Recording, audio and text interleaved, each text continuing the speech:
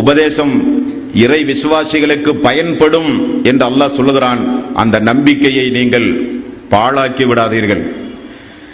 இந்த செய்தியை கேட்கிற அமர்ந்து கொண்டு செய்திகளில் இந்த செய்தியை இன்னும் இல்லங்களில் அமர்ந்து கேட்கிற மக்கள் எல்லாம் இறை விசுவாசிகளுக்கு நிச்சயம் அல்லாஹ்வினுடைய ஆயத்தை கொண்டு சொல்லப்படுகிற உபதேசங்கள் பயனளிக்கும் என்று அல்லாஹ் சொல்லுகிறான். அல்லாஹ் சொன்ன அந்த வாக்கை மெய்ப்படுத்துகின்ற வகையில் நாம் எல்லாம் நம்முடைய வாழ்வை திருத்தி அமைக்க முன்வர வேண்டும்.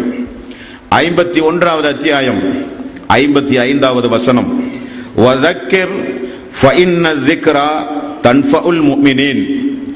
இறை விசுவாசிகளுக்கு நீங்கள் உபதேசம் செய்யுங்கள், அந்த உபதேசம் அவர்களுக்கு பயனளிக்கும் என்று அல்லாஹு தஆலா சொல்கிறான்.